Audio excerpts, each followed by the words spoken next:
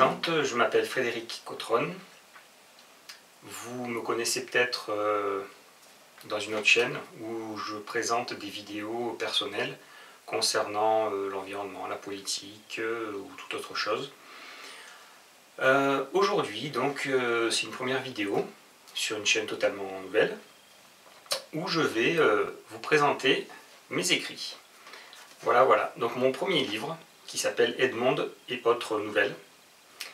Donc il y a quand même 200 pages, bon, mais ça se lit assez vite.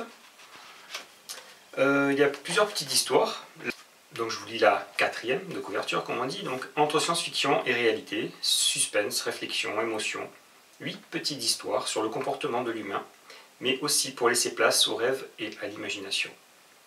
Rêve et à l'imagination, c'est un petit clin d'œil à Edgar Allan Poe, un écrivain que j'ai découvert au collège, comme beaucoup peut-être d'entre vous, qui m'a donné vraiment envie de lire. Et puis c'était des petites histoires, donc ça se lisait assez vite. Pour moi qui n'aimais pas lire, à l'heure actuelle, je n'aime pas encore trouvé, ça me demande un certain effort. Ça dépend si j'aime. Il y en a qui ne peuvent pas se passer de lire. Le premier réflexe quand j'arrive, c'est d'allumer l'ordinateur, de regarder mes emails, de regarder des vidéos. C'est pas tellement un réflexe de lire, mais certaines histoires peuvent être très appréciées, surtout si elles sont petites, parce que peut-être que j'ai un petit problème d'attention, surtout à notre époque, mais je l'ai toujours eu. Un petit peu dyslexique, etc.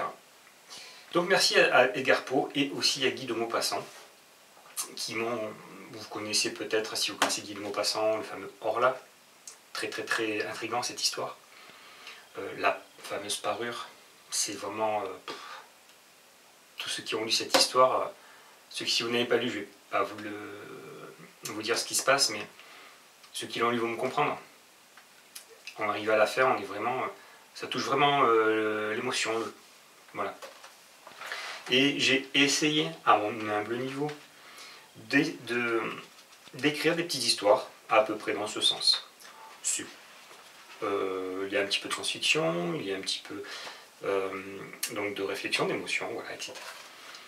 La toute première histoire que j'ai écrite, donc c'est la 2e dans ce livre, c'est Edmonde. Edmonde, beaucoup m'ont dit quand ils l'ont lu, de mes amis, qu'ils n'ont pas comprise tout de suite. Il faut la relire. Après, vous laissez l'histoire, l'imagination, vous imaginez ce qui a pu arriver. Voilà, pour que ça en arrive là. Il y en a une qui s'appelle Miracle. Il y en a 2 ou 3 issus de rêves, on va dire. J'ai fait un rêve, ou plutôt un cauchemar. Je rêvais que j'étais fusillé.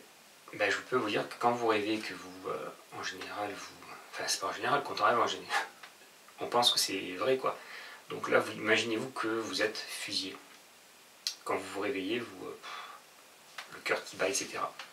Et suite à rien que cette petite scène, j'ai essayé d'imaginer une histoire. Et ceux qui l'ont lu, ce qu'il y a de bien dans les amis, c'est que quand c'est pas bien, on vous le dit. Et quand c'est bien, on vous le dit aussi. Pour Edmond, on m'a dit que il comprenait pas, ou il fallait peut-être écrire un petit truc comme ça. Autant pour Miracle, j'ai pas eu de retour négatif, bien au contraire. Et une autre histoire que j'aime bien aussi, alors certaines histoires sont plus fantastiques, rêve, imagination, un peu fleur bleue on va dire. D'autres c'est un peu plus sanglant, un petit peu plus gore, thriller comme on dit à l'anglaise. Et une qui s'appelle Complot, c'est un petit peu à la mode, hein, le complotisme. Peut-être qu'elle plaira à ceux qui s'intéressent au complot, tout simplement. L'histoire suivante est particulière. De nombreux passages sont issus de faits réels. En effet, j'ai de nombreux passages sont issus de faits réels. Vous le verrez.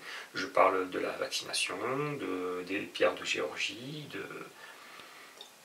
petit clin d'œil à Dominique Strauss-Kahn qui se fait prendre dans un hôtel, voilà. Donc de nombreux, ce sont des faits réels. Et ces faits réels ont été mélangés à ma sauce, avec un soupçon d'imagination. Voilà, je ne vous en dis pas plus. Voilà, Edmonde et autres histoires. Alors, j'ai toujours voulu, ça fait depuis tout jeune, hein, depuis le collège que j'écris et que je faisais des bandes dessinées. Et j'ai toujours voulu avoir mon petit livre là. Alors, et j'avais des histoires comme ça, dans un coin, dans l'ordinateur. Et j'ai rencontré une personne. Son nom d'auteur, c'est Laurence Edbertide, que je remercie dans la page de remerciements. Si vous cherchez sur Amazon, vous pourrez trouver ses bouquins. Pour l'instant, il n'y a pas édité des livres brochés, c'est que sur Kindle. Ces livres-là, vous pouvez les retrouver sur Kindle aussi, pour pas très cher.